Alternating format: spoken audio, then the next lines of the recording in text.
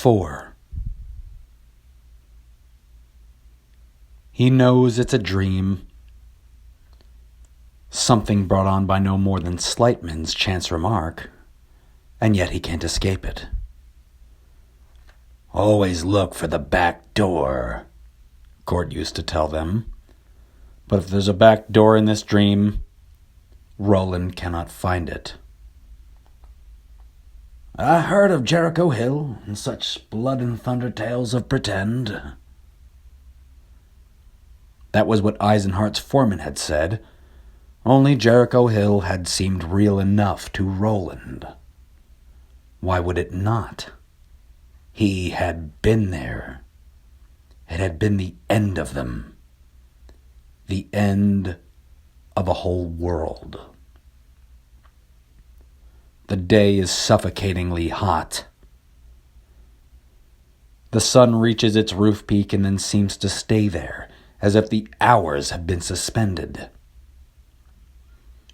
Below them is a long, sloping field filled with great gray-black stone faces, eroded statues left by people who are long gone, and Grissom's men advance relentlessly among them as Roland and his final few companions withdraw ever upward, shooting as they go.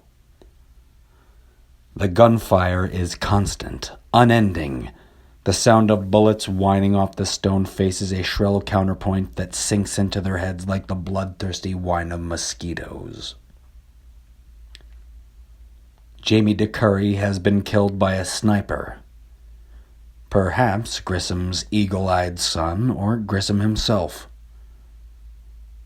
With Alen, the end was far worse. He was shot in the dark the night before the final battle by his two best friends. A stupid error. A horrible death. There was no help. De Mullet's column was ambushed and slaughtered at Rim Rocks, and when Alen rode back after midnight to tell them, Roland and Cuthbert, the sound of their guns, and oh, when Alen cried out their names. And now they're at the top, and there's nowhere left to run. Behind them, to the east, is a shale crumbly drop to the salt. What 500 miles south of here is called the Clean Sea. To the west is the hill of the stone faces and Grissom's screaming, advancing men. Roland and his own men have killed hundreds, but there are still 2,000 left, and that's a conservative estimate. 2,000 men, their howling faces painted blue, some armed with guns and even a few with bolts. Against a dozen. That's all that's left of them now, here at the top of Jericho Hill, under the burning sky. Jamie dead, Alen dead under the guns of his best friends, stolid, dependable Alen, who could have ridden on to safety but chose not to. And Cuthbert has been shot. How many times? 5? 6? His shirt is soaked crimson to his skin. One side of his face has been drowned in blood. The eye on that side bulges sightlessly on his cheek. Yet he still has Roland's horn, the one which was blown by Arthur Eld, or so the stories did say. He will not give it back. For I blow it sweeter than you ever did, he tells Roland, laughing. You can have it again when I'm dead. Neglect not to pluck it up, Roland, for it's your property. Cuthbert Allgood, who had once ridden into the barony of Magus with a rook's skull mounted on the pommel of his saddle. The lookout, he had called it, and talked to it just as though it were alive, for such was his fancy, and sometimes he drove Roland half mad with his foolishness. And here he is under the burning sun, staggering toward him with a smoking revolver in one hand and Eld's horn in the other, blood-bolted and half-blinded and dying. but still laughing. Ah, dear gods, laughing and laughing. "Roland!" he cries. "We've been betrayed! We're outnumbered! Our backs are to the sea! We've got 'em right where we want 'em! Shall we charge?" And Roland understands he is right. If their quest for the Dark Tower is really to end here on Jericho Hill, betrayed by one of their own and then overwhelmed by this barbaric remnant of John Farson's army, then let it end splendidly. "Aye," he shouts. "Aye, very well. Ye of the castle, to me! Gunslingers, to me! To me, I say!" "As for gunslingers, Roland," Cuthbert says, "I'm here. And we are the last." Roland first looks at him, then embraces him under that hideous sky. He can feel Cuthbert's burning body, its suicidal trembling thinness, and yet he's laughing. Bert is still laughing.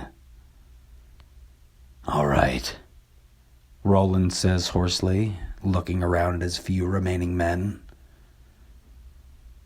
"We're going into them. And we'll accept no quarter." "Nope. No quarter. Absolutely none," Cuthbert says. "We will not accept their surrender if offered." "Under no circumstances," Cuthbert agrees, laughing harder than ever. "Not even should all 2,000 lay down their arms." "Then blow that fucking horn." Cuthbert raises the horn to his bloody lips and blows a great blast. The final blast, for when it drops from his fingers a minute later, or perhaps it's 5 or 10, time has no meaning in that final battle. Roland will let it lie in the dust. In his grief and bloodlust, he will forget all about Eld's horn. "And now, my friends, Heil! Heil!" The last dozen cry beneath that blazing sun. It is the end of them, the end of Gilead, the end of everything, and he no longer cares. The old red fury, dry and maddening, is settling over his mind, drowning all thought. "One last time, then," he thinks. "Let it be so." "To me!" cries Roland of Gilead. "Forward for the tower! The tower!"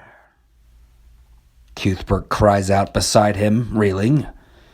He holds Eld's horn up to the sky in one hand, his revolver in the other. "No prisoners!" Roland screams. "No prisoners!" They rush forward and down towards Grissom's blue-faced horde, he and Cuthbert in the lead, and as they pass the first of the great gray-black faces leaning in the high grass, spears and bolts and bullets flying all around them, the chimes begin. It is a melody far beyond beautiful. It threatens to tear him to pieces with its stark loveliness. "Not now," he thinks. "Oh, gods, not now. Let me finish it. Let me finish it with my friend at my side and have peace at last. Please." He reaches for Cuthbert's hand.